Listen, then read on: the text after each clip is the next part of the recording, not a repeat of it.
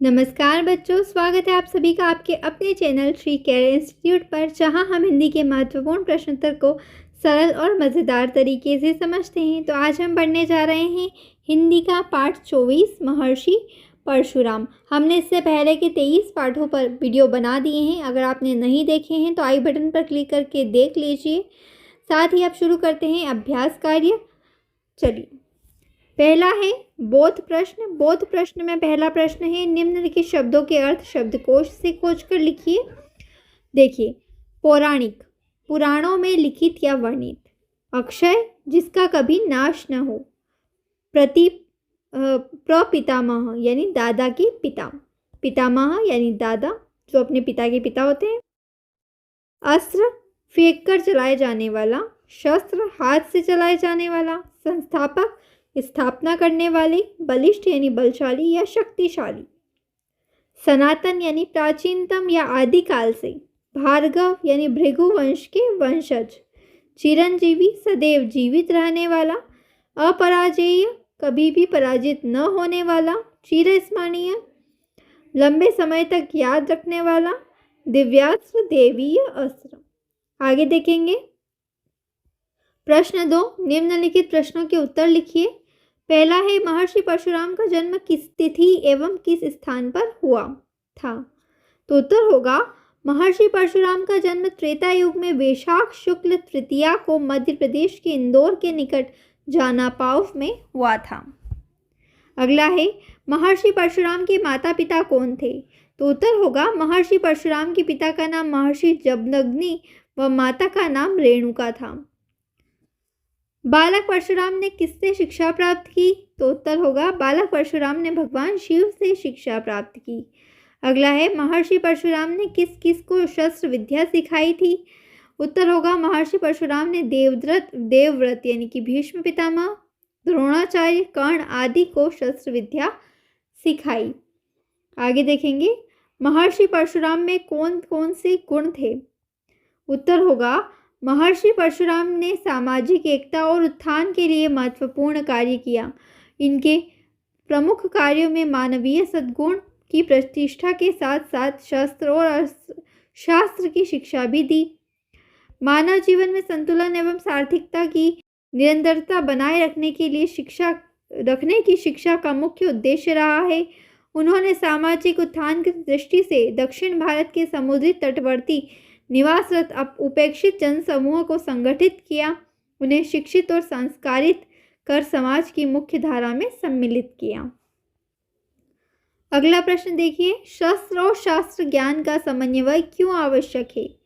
तो उत्तर होगा, यह पुराण प्रसिद्ध आख्यान युग युग से यह संदेश देता रहा है कि मानव समाज में आत्मरक्षण और सामाजिक सुख संरक्षण के लिए शास्त्र ज्ञान के साथ साथ शस्त्र बल की आराधना भी अत्यावश्यक है। शर्त यह है कि शस्त्र सिद्धि पर शास्त्र ज्ञान और मानवीय विवेक का अनुशासन हो। अगला प्रश्न देखिए, महर्षि परशुराम द्वारा सामाजिक उत्थान हेतु किए गए प्रयासों का उल्लेख कीजिए।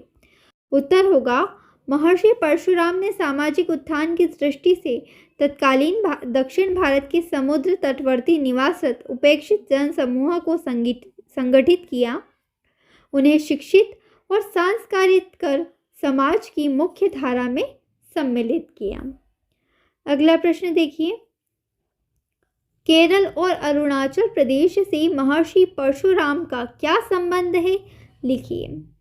तो उत्तर होगा, भारत के केरल, गोवा और कोंकण क्षेत्र भी महर्षि परशुराम की कर्मभूमि मानी जाती है, क्योंकि महर्षि परशुराम द्वारा ब्राह्मणों को संपूर्ण भूमि दान कर देने पर उन्होंने अपने स्वयं के निवास हेतु समुद्र से कुछ भूमि प्रदान करने की याचना की। तब समुद्र ने उन्हें अपना परशु समुद्र जल में फेंकने को कहा, परशुराम को सौंप दी। यही भूमि वर्तमान में केरल प्रदेश के नाम से जानी जाती है। इसी प्रकार परशुराम द्वारा पूर्वोत्तर क्षेत्र वर्तमान अरुणाचल प्रदेश में भी उनके परशु द्वारा निर्मित कुंड का उल्लेख मिलता है, जिसे प्रभु कुठार के नाम से भी जाना जाता है। अगला देखिए, खाली स्थान भरिए। भगवान परशुराम के पितामह थे महर्षि ऋचिक, उनके दादाजी। ठीक है। ऋषि भृगु के वंशज कहलाते हैं भार्गव। महादेव शिव से प्राप्त परशु का नाम विद्युत भी था। परशु द्वारा निर्मित कुंड का नाम प्रभु कुठार है। अगला देखिए, दिए गए उत्तरों में से सही उत्तर छांट कर लिखिए। हमने सही उत्तर सीधा लिखा है। महर्षि जमदग्नि का आश्रम स्थित था नर्मदा नदी के तट पर। भगवान परशुराम का जन्म किस युग में हुआ था? त्रेता युग में। आगे देखेंगे भाषा अध्ययन में पहला प्रश्न है, निम्नलिखित शब्दों का वाक्यों में प्रयोग कीजिए। पहला है कथा, मुझे यह कथा बहुत पसंद है। अगला है अस्त्र शस्त्र, भारत विदेशों से अस्त्र शस्त्र खरीदता है। आचार्य, वे संस्कृत के आचार्य हैं। आराध्य, मेरे आराध्य श्री कृष्ण भगवान हैं। प्रकृति, हमारी प्रकृति बहुत ही सुंदर है। अगला प्रश्न देखिए, निम्नलिखित शब्दों में आए विशेषण को अलग अलग लिखिए। शब्द और विशेषण, आदर्श ऋषि शब्द है, विशेषण क्या है? आदर्श। वीर बालक, वीर विशेषण है। बलिष्ठ शरीर, बलिष्ठ विशेषण है। महान व्यक्ति में महान। अगला प्रश्न देखिए, निम्नलिखित शब्दों के तद्भव रूप लिखिए।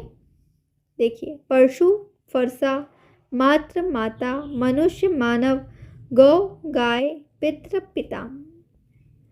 अगला है संधि विच्छेद कीजिए। यहाँ सिर्फ संधि विच्छेद करनी है, संधि का नाम नहीं लिखना है, इसीलिए मैंने यहाँ सिर्फ संधि विच्छेद किया है। जैसे द्रोणाचार्य का द्रोण धन आचार्य, दिव्यास्त्र का दिव्य धन अस्त्र, महर्षि का महाधन ऋषि हो जाएगा।